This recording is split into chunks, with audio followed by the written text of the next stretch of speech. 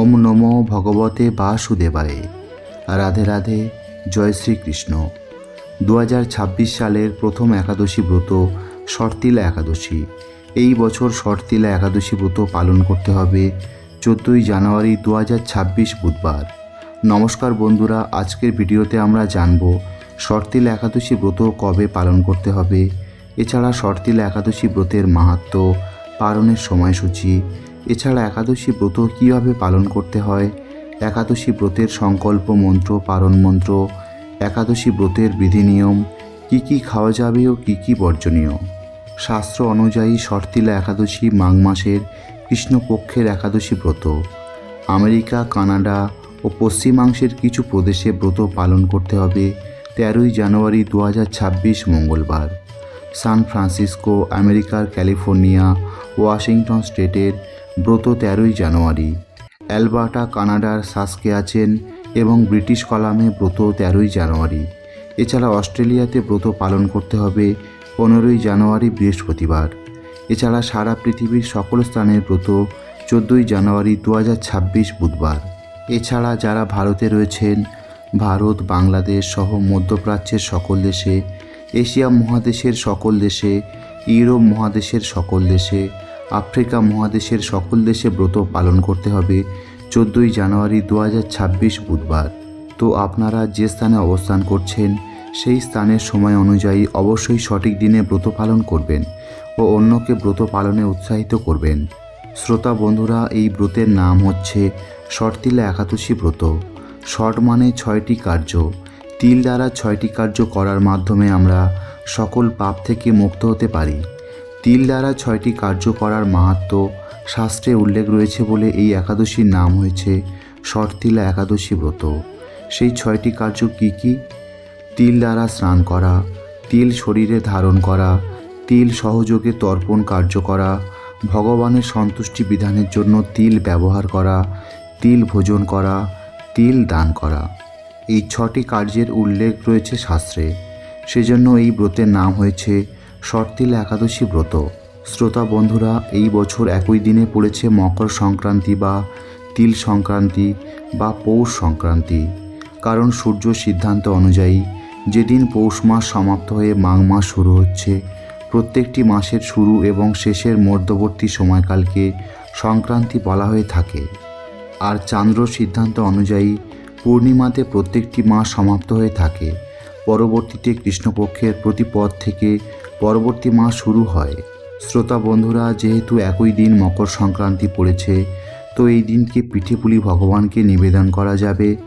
আমরা কি পিঠেপুলি খেতে পারবো? এই প্রশ্ন অনেকেই করে থাকেন। শ্রোতা বন্ধুরা, আপনারা জানেন একাদশীতে সকল প্রকার রবিশস্য বর্জনীয়। শুধুমাত্র শর্তিলা একাদশীতে তিল গ্রহণের অনুমতি রয়েছে। তো এই মকর সংক্রান্তি বা শর্তিলা একাদশীর দিনে অল্প পরিমাণ তিল গ্রহণ করতে পারেন। ভগবানের সেবায় তিল ব্যবহার করতে পারেন, তিল দান করতে পারেন, তিল শরীরে ধারণ করতে পারেন, তিল দ্বারা স্নান করতে পারেন, তিল দ্বারা তর্পণ করতে পারেন। কিন্তু মনে রাখবেন, অন্যান্য রবিশস্য গ্রহণ করা যাবে না। তো সেজন্য একাদশী বা পরদিন দ্বাদশীতেও পিঠেপুলি বানিয়ে ভগবানকে নিবেদন করতে পারেন। কিন্তু ব্রতকারী ব্যক্তি একাদশীতে পিঠেপুলি আহার করতে পারবেন না, সেটি পরদিন পালনের সময় আহার করতে পারবেন। শ্রোতা বন্ধুরা, অত্যন্ত মাহাত্ম্যপূর্ণ এই শর্তিলা একাদশী ব্রত। অবশ্যই করে আপনারা এই শর্তিলা একাদশী ব্রত সঠিকভাবে পালন করবেন। বন্ধুরা, আপনারা হয়তো একাদশী ব্রত পালন করেন। প্রত্যেকটি একাদশী ভগবান বিষ্ণুকে সমর্পণ করা হয়। এই একাদশীও তার ব্যতিক্রম নয়। একাদশীর দিনে ভগবান নারায়ণ ও দেবী লক্ষ্মীকে নিষ্ঠার সাথে পূজা করলে সারা বছর পরিবারে সুখ সমৃদ্ধি বজায় থাকে। অর্থকষ্ট বা রোগব্যাধি থেকেও পরিত্রাণ পাওয়া যায়। পাশাপাশি ব্যক্তি মোক্ষ লাভ করার পথে অগ্রসর হয় এবং ভগবত ধামের পথ প্রশস্ত হয়।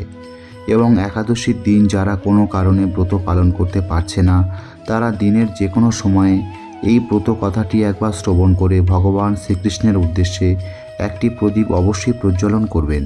এই প্রক্রিয়াটি করলেও ব্রতের পূর্ণ ফল অনেকাংশে লাভ করা যায়।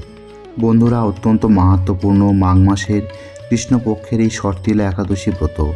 তো বন্ধুরা, অবশ্যই করে আপনারা মাঘ মাসের কৃষ্ণপক্ষের শর্তিলা একাদশী ব্রত খুব নিষ্ঠা সহকারে পালন করবেন। তাহলে শুরু করছি শর্তিলা একাদশী ব্রত কথা। রাধে রাধে, জয় শ্রীকৃষ্ণ। মাঘ মাসের কৃষ্ণপক্ষের শর্তিলা একাদশীর মাহাত্ম্য ভবিষ্যত্তর পুরাণে বর্ণিত আছে। যুধিষ্ঠির মহারাজ বললেন, হে জগন্নাথ, মাঘ মাসের কৃষ্ণপক্ষের একাদশী তিথির নাম কি, বিধি বা কী, এবং তার কি ফল সবিস্তারে বর্ণনা করুন। তদুত্তরে ভগবান বললেন, হে রাজন, এই একাদশী শর্তিলা নামে জগতে বিদিত। একসময় দালভ্য ঋষি মুনিশ্রেষ্ঠ পুলস্তকে জিজ্ঞাসা করেন, মর্তলোকে মানুষেরা ব্রহ্মহত্যা, গোহত্যা, অন্যের সম্পদ হরণ আদি পাপকর্ম দ্বারা নরকে গমন করে। যাতে তারা নরক গতি থেকে রক্ষা পায় তা যথাযথভাবে আমাকে উপদেশ করুন। অনায়াসে সাধন করা যায় এমন কোনো কাজের মাধ্যমে যদি তাদের এই পাপ থেকে উদ্ধারের কোনো উপায় থাকে তবে তা বলুন। ঋষি পুলস্ত বললেন, হে মহাভাগ, তুমি একটি গোপনীয় উত্তম বিষয়ের প্রশ্ন করেছ। মাঘ মাসে শুচি, জিতেন্দ্রিয়, কাম, ক্রোধ আদি শূন্য হয়ে স্নানের পর সর্বদেবেশ্বর শ্রীকৃষ্ণের পূজা করবে। পূজাতে কোনো বিঘ্ন ঘটলে কৃষ্ণ নাম স্মরণ করবে। রাত্রিতে অর্চনান্তে হোম করবে। তারপর চন্দন, অগুরু, কর্পূর ও শর্করা প্রভৃতি দ্বারা নৈবেদ্য প্রস্তুত করে ভগবানকে নিবেদন করবে। কুষ্মাণ্ডু, নারকেল অথবা 100 গুবাক দিয়ে অর্ঘ্য প্রদান করবে। কৃষ্ণ কৃষ্ণ কৃপালুস্তম গতিনাং গতির্ভব ইত্যাদি মন্ত্রে শ্রীকৃষ্ণের পূজা করতে হয়। কৃষ্ণ আমার প্রতি প্রীত হন বলে যথাশক্তি ব্রাহ্মণকে জলপূর্ণ কলস, ছত্র, বস্ত্র, পাদুকা, গাভী ও তিলপাত্র দান করবে। স্নান দানাদি কার্যে কালো তিল অত্যন্ত শুভ। হে দ্বিজোত্তম, ওই প্রদত্ত তিল থেকে পুনরায় যে তিল উৎপন্ন হয় তত বছর ধরে দানকারী স্বর্গলোকে বাস করে। তিল দ্বারা স্নান, তিল শরীরে ধারণ, তিল জলে মিশিয়ে তা দিয়ে তর্পণ, তিল ভোজন এবং তিল দান, এই 6 প্রকার বিধানে সর্বপাপ বিনষ্ট হয়ে থাকে। এই জন্য এই একাদশীর নাম শর্তিলা। হে যুধিষ্ঠির, একসময় নারদ এই শর্তিলা একাদশীর ফল ও ইতিহাস সম্পর্কে জানতে চাইলে যে কাহিনী আমি বলেছিলাম তা এখন তোমার কাছে বর্ণনা করছি। পুরাকালে মর্তলোকে এক ব্রাহ্মণী বাস করত। সে প্রত্যহ ব্রত আচরণ ও দেবপূজা পরায়ণা ছিল। উপবাসক্রমে তার শরীর অত্যন্ত ক্ষীণ হয়ে গিয়েছিল। সেই মহাসতী ব্রাহ্মণী অন্যের কাছ থেকে দ্রব্যাদি গ্রহণ করে দেবতা, ব্রাহ্মণ, কুমারীদের ভক্তিভরে দান করত, কিন্তু কখনো ভিক্ষুককে ভিক্ষাদান ও ব্রাহ্মণকে অন্নদান করেনি। এইভাবে বহু বছর অতিক্রান্ত হলো। আমি চিন্তা করলাম, কষ্টসাধ্য বিভিন্ন ব্রত করার ফলে এই ব্রাহ্মণীর শরীরটি শুকিয়ে যাচ্ছে। সে যথাযথভাবে বৈষ্ণবদের অর্চনও করেছে, কিন্তু তাদের পরিতৃপ্তির জন্য কখনো অন্নদান করেনি। তাই আমি একদিন কাপালিক রূপ ধারণ করে তামার পাত্র হাতে নিয়ে তার কাছে গিয়ে ভিক্ষা প্রার্থনা করলাম। ব্রাহ্মণী বলল, হে ব্রাহ্মণ, তুমি কোথা থেকে এসেছো, কোথায় যাবে তা আমাকে বলো। আমি বললাম, হে সুন্দরী, আমাকে ভিক্ষা দাও। তখন সে ক্রুদ্ধ হয়ে আমার পাত্রে একটি মাটির ঢেলা নিক্ষেপ করল। তারপর আমি সেখান থেকে চলে গেলাম। বহুকাল পরে সেই ব্রাহ্মণী ব্রত প্রভাবে সশরীরে স্বর্গে গমন করল। মাটির ঢেলা দানের ফলে একটি মনোরম গৃহ সে প্রাপ্ত হলো। কিন্তু হে নারদ, সেখানে কোনো ধান ও চাল কিছুই ছিল না। গৃহশূন্য দেখে মহাক্রোধে সে আমার কাছে এসে বলল, আমি ব্রত, কৃচ্ছ সাধন ও উপবাসের মাধ্যমে নারায়ণের আরাধনা করেছি। এখন হে জনার্দন, আমার গৃহে কিছুই দেখছি না কেন? হে নারদ, তখন আমি তাকে বললাম, তুমি নিজ গৃহে দরজা বন্ধ করে বসে থাকো। মর্তলোকের মানবী সশরীরে স্বর্গে এসেছে শুনে দেবতাদের পত্নীরা তোমাকে দেখতে আসবে, কিন্তু তুমি দরজা খুলবে না। তুমি তাদের কাছে শর্তিলা ব্রতের পূর্ণ ফল প্রার্থনা করবে। যদি তারা সেই ফল প্রদানে রাজি হয় তবেই দরজা খুলবে। এরপর দেবপত্নীরা সেখানে এসে তার দর্শন প্রার্থনা করল। শর্তিলা ব্রতের ফল পেলেই কেবল সেই মানবী দর্শন দেবেন জেনে তাদের মধ্যে এক দেবপত্নী তার শর্তিলা ব্রতজনিত পুণ্যফল তাকে প্রদান করল। তখন সেই ব্রাহ্মণী দিব্য কান্তি বিশিষ্টা হলো এবং তার গৃহে ধনধান্যে ভরে গেল। দ্বার উদ্ঘাটন করলে দেবপত্নীরা তাকে দর্শন করে বিস্মিত হলেন। হে নারদ, অতিরিক্ত বিষয় বাসনা করা উচিত নয়। বৃত্ত স্বার্থ ও অকর্তব্য। নিজ সাধ্যমতো তিল, বস্ত্র ও অন্ন দান করবে। শর্তিলা ব্রতের প্রভাবে দারিদ্রতা, শারীরিক কষ্ট, দুর্ভাগ্য প্রভৃতি বিনষ্ট হয়। এই বিধি অনুসারে তিল দান করলে মানুষ অনায়াসে সমস্ত পাপ থেকে মুক্ত হয়। তো বন্ধুরা, এই ছিল শর্তিলা একাদশী ব্রতের মাহাত্ম্য। শ্রোতা বন্ধুরা, এবারে আমরা জেনে নেব শর্তিলা একাদশী ব্রতের পালনের সময়। পশ্চিমবঙ্গে পরদিন পালনের সময়সূচি 6:27 AM থেকে 9:56 AM। বৃন্দাবনে পরদিন পালনের সময়সূচি 7:10 AM থেকে 10:42 AM। বাংলাদেশে পরদিন পালনের সময়সূচি 6:51 AM থেকে 10:12 AM। বন্ধুরা, এবারে আমরা জানব একাদশী পালনের নিয়ম। একাদশীর আগের দিন রাত্রে 11টা থেকে 11:30টার মধ্যে অন্নপ্রসাদ গ্রহণ করে দান মেজে নেবেন। এই ব্রতের আগের দিন উপবাসী ব্যক্তিকে সংযম ও সততা অবলম্বন করতে হয়। একাদশীর দিন ভোরবেলায় ঘুম থেকে উঠে সূর্যোদয়ের পূর্বে স্নান পর্ব সেরে নিন। তারপর শুদ্ধ বস্ত্র পরিধান করে ঠাকুর ঘরে গিয়ে একাদশীর সংকল্প গ্রহণ করুন। শ্রীহরির চরণে একটি ফুল নিবেদন করে মনে মনে বলুন, হে পুণ্ডরীকাক্ষ, আমি একাদশীতে উপবাস থেকে পরের দিন আহার সম্পন্ন করব। আমি যাতে এই একাদশী শ্রদ্ধার সঙ্গে সম্পন্ন করতে পারি, তার জন্য আপনি আমার সহায় থাকবেন। সংকল্প মন্ত্রটি এভাবে উচ্চারণ করতে পারেন: একাদশ্যাং নিরাহার স্থিতা অহম অপরে হহনি ভক্ষামি পুণ্ডরীকাক্ষ শরণং মে ভাবাচ্যুত। আমাদের শাস্ত্রের বিধান অনুযায়ী দশমীতে একবার আহার এবং একাদশীতে নিরাহার থাকতে হয়। যদি অসমর্থ হন তাহলে শুধুমাত্র একাদশীতেই নিরাহার থাকতে হবে। আর যদি পারেন তাহলে এই একাদশী নির্জলা রাখার চেষ্টা করুন। যদি কোনো কারণে আপনি তাতেও অসমর্থ হন তাহলে পঞ্চরবি শস্য বাদ দিয়ে ফলমূল, সবজি এবং অনুকল্প প্রসাদ গ্রহণ করতে পারবেন। পঞ্চরবি শস্য অর্থাৎ চাল বা গম জাতীয় কোনো খাবার, ডাল এবং সরিষার তেল একাদশীতে পরিহার করতে হবে। বাজরা, শ্যামাদানা, ওটস, ছোলা এসব পঞ্চরবি শস্যের অন্তর্ভুক্ত, তাই এসব গ্রহণ করবেন না। বন্ধুরা, আপনারা একাদশীতে ফলমূল গ্রহণ করবেন। যাদের পক্ষে নির্জলা উপবাস পালন করা সম্ভব সেটি সবথেকে উত্তম, কিন্তু যাদের পক্ষে নির্জলা উপবাস পালন করা সম্ভব নয় সেই সমস্ত ব্যক্তিরা ফলমূল গ্রহণ করে এই একাদশী ব্রত পালন করতে পারবেন। একাদশী ব্রতের প্রধান উদ্দেশ্য আত্মশুদ্ধি এবং পাপ থেকে মুক্তি।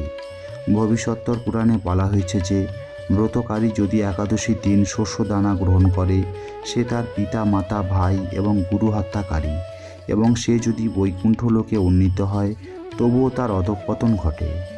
এই দিন আপনি যদি চান তাহলে ভগবান বিষ্ণুকে সব কিছু নিরামিষ আহার রন্ধন করে ভোগ অর্পণ করতে পারেন। তবে সেই ভোগে যদি অন্ন এবং ডাল থাকে তাহলে সেই ভোগ একাদশীর দিন গ্রহণ করা যাবে না। সেই প্রসাদ পরের দিন গ্রহণ করার জন্য রেখে দেওয়া যেতে পারে। একাদশীর দিন ডালিয়া বা ওটস জাতীয় খাবার বর্জন করতে হবে। তবে সাবুত তৈরি পায়েস একাদশীর দিনে খাওয়া যেতে পারে।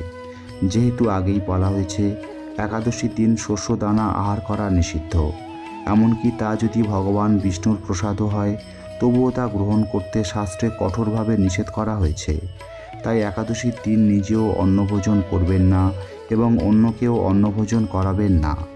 একাদশীর দিন একাদশীর সংকল্প মন্ত্র, ভগবান বিষ্ণুর পুজো, উপবাস, জপ, ধ্যান, স্তোত্রপাঠ, ভাগবত শ্রবণ করা উচিত। এই ব্রতের দিন আপনারা বেশি বেশি করে হরিনাম জপ করবেন, মঙ্গল আরতি করবেন ও ভগবানকে পূজা নিবেদন করবেন। অনেকের মনে সন্দেহ থাকে যে একাদশীর দিন তুলসী মাতাকে জল নিবেদন করা যাবে কিনা। তাদের উদ্দেশ্যে বলবো, বছরে 365 দিন রবিবার এবং একাদশী তিথিতে তুলসী মাতাকে অবশ্যই জল নিবেদন করতে হবে। একাদশীর দিন ভগবানের চরণে তুলসী পত্র, পুষ্প অর্পণ করবেন এবং তুলসীতে জল দান করবেন। একাদশী সহ বছরের প্রতিদিন তুলসীতে জল দান করতে হবে। প্রতিদিন তুলসী আরতি ও প্রদক্ষিণ করতে হবে।